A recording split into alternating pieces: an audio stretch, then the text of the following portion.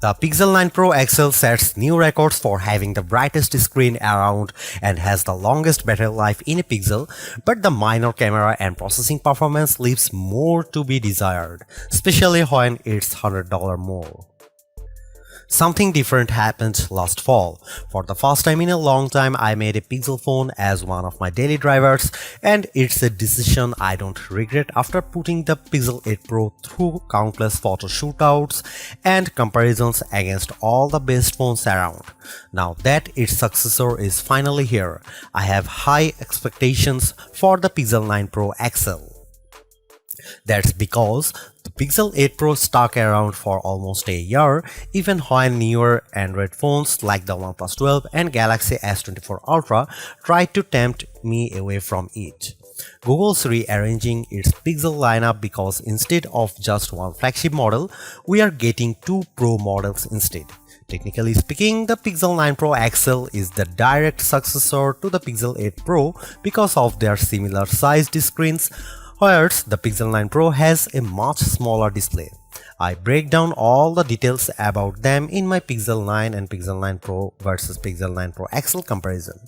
Given the opportunity of the iPhone 15 Pro Max and Galaxy S24 Ultra, Google's arming the Pixel 9 Pro XL with bigger upgrades like newer cameras, more helpful AI features, and a stronger, more durable design. In my Pixel 9 Pro XL review, I will see if it's a worthy update that could convince people to choose it over rival phones. Frankly, I'm annoyed that we are getting back-to-back price hikes because the Pixel 8 Pro launched at $100 more than its predecessor last year with its $999 starting cost. And now with the Pixel 9 Pro XL, it's up by yet another $100 to a starting price of $1,099 in the US. This effectively ends one of the best parts about getting a Pixel phone, their discounted prices. Pixel 9 Pro XL pre-orders are available right now with steep discounts on the flagship phone when you do a trade-in, although it will be available online and select retailers starting on September 4. There's a total of 4 colors at launch: Obsidian, Porcelain, Hazel, and Rose Quartz. I do miss the Bay option for my Pixel 8 Pro, but I do like the Rose Quartz color of my Pixel 9 Pro XL review unit because of its lighter tone. I'm really annoyed that the base starting storage is still 128GB. First and foremost, I love the redesigned camera hump on the back of the phone because it's much more pronounced than ever before. The elongated pill-shaped protrusion in a departure from the edge-to-edge camera bar in past Pixels, but it's exactly what it needs to set it apart from other phone designs. Apart from the camera arrangement, the design of the Pixel 9 Pro XL makes it look eerily similar to the iPhone 14 Pro Max due to the polished metal trims that are now flat as opposed to contoured. I know others may like this change, but it doesn't feel as comfortable to hold as the rounded edges of the Pixel 8 Pro, so it's something I'm just going to need to get used to. Despite this, at least it's still sporting the same matte gloss surfaces as before to give them that always clean, smooth look. Google claims that the design is twice as durable as the Pixel 8 Pro with its IP68 construction, especially with Corning Gorilla Glass Victus 2 protecting its screen. During its Made by Google event, the company made an outrageous claim that Pixel 9 Pro XL 6.8-inch Super Actua display reaches a peak brightness of 3000 nits. I didn't think it was ever going to get close to that in our testing, but I was mistaken. Hands down, the Pixel 9 Pro XL has the brightest screen we have ever tested, reaching a blinding peak of 2469 nits, a substantial improvement over the 1526 nits of the Pixel 8 Pro.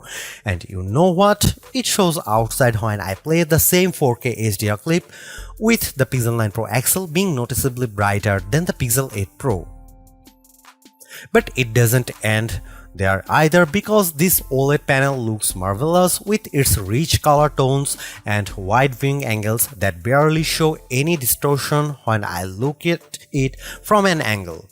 This record-breaking mark is hard to believe, more so when rival phones like Galaxy S24 Ultra tops out at 1326 nits.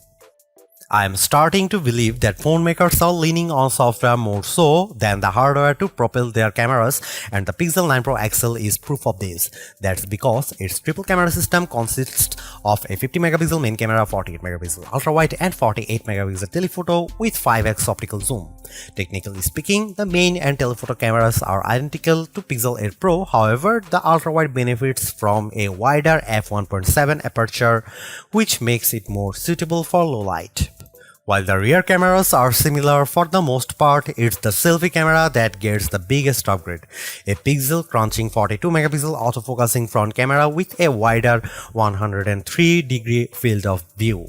I won't spill the beans on how it performs just yet, but it's undoubtedly a big upgrade if you intend on using it a lot. Meanwhile, the camera interface is just as intuitive and robust as ever before. Since it's a Pro model, shutterbugs like myself appreciate the Pro controls that let me dial in a few of the camera settings manually. The only new changes include the Add Me feature, which leans on AR guidance to let the photographer be included in the shot along with how panoramic photos are taken. Here are some camera samples of Google Pixel 9 Pro XL.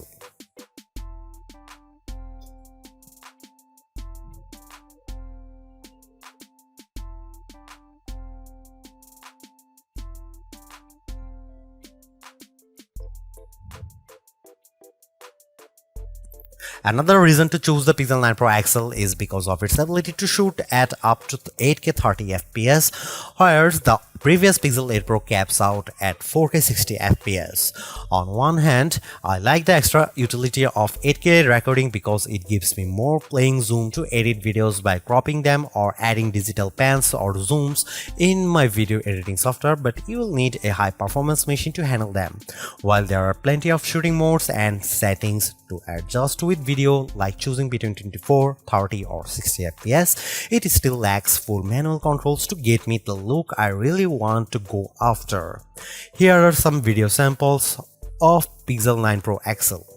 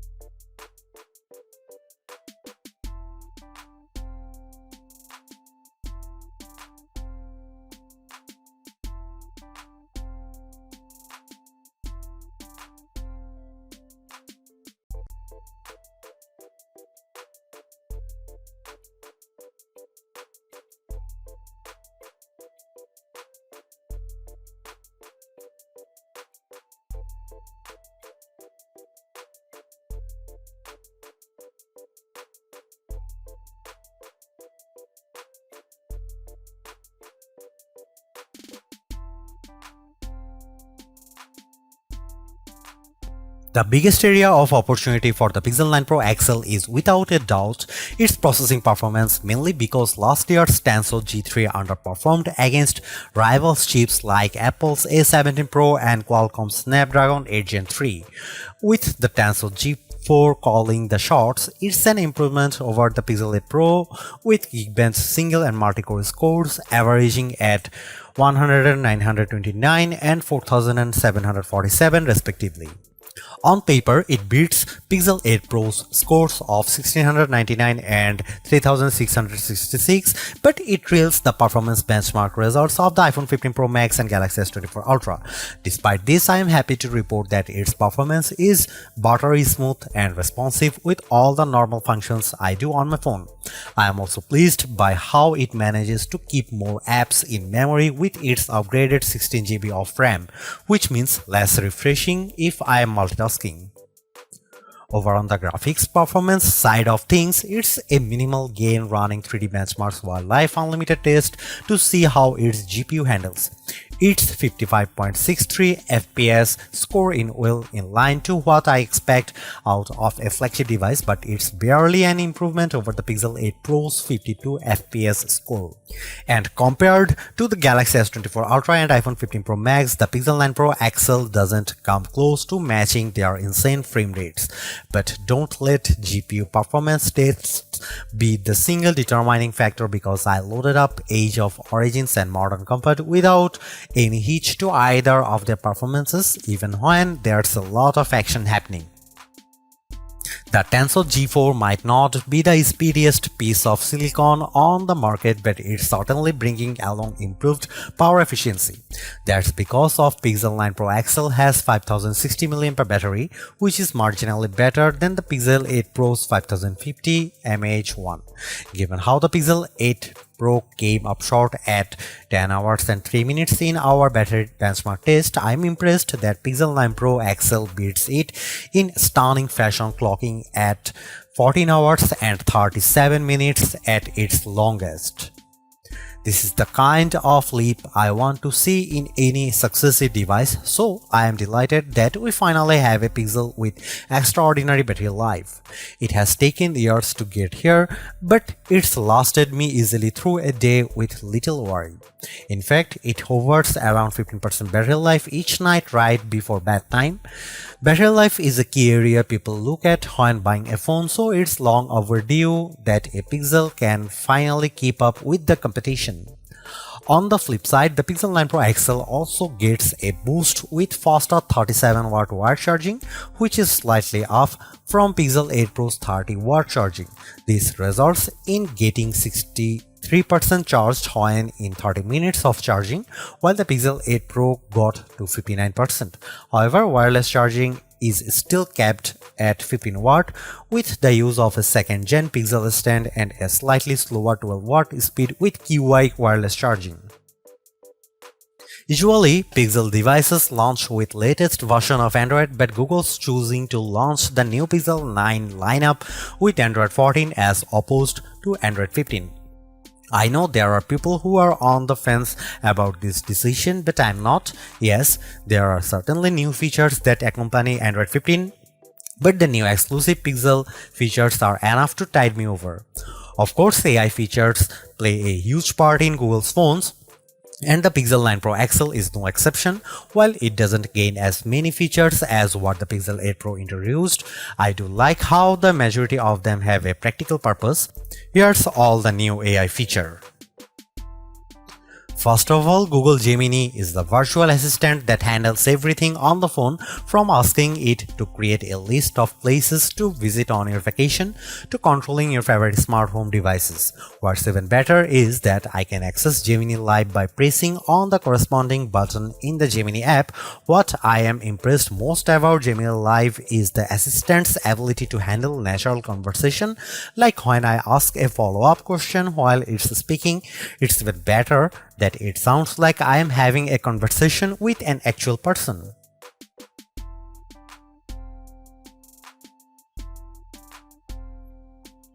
Getting assistance with augmented reality, the Pixel 9 Pro XL's new Add Me feature lets me take group photos with the photographer stitched into the photo later. Essentially, you take one photo, then the Pixel 9 Pro XL guides you to take the second one, with prompts to move closer or further so that the two shots are lined up correctly. Once the second photo is snapped, it then merges the two with help from AI to produce the final photo. I will admit that it works flawlessly in the photos above that I used to magically add me.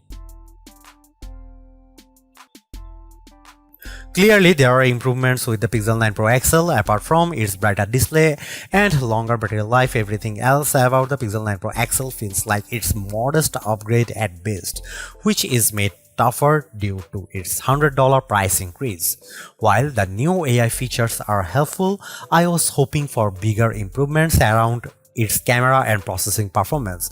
Given that the Pixel 9 Pro has the same exact camera arrangement as this, there isn't much justification on picking the Pixel 9 Pro XL for photography. And compared to its direct rivals, the Galaxy S24 Ultra and iPhone 15 Pro Max, they definitely cost more but have better performance overall.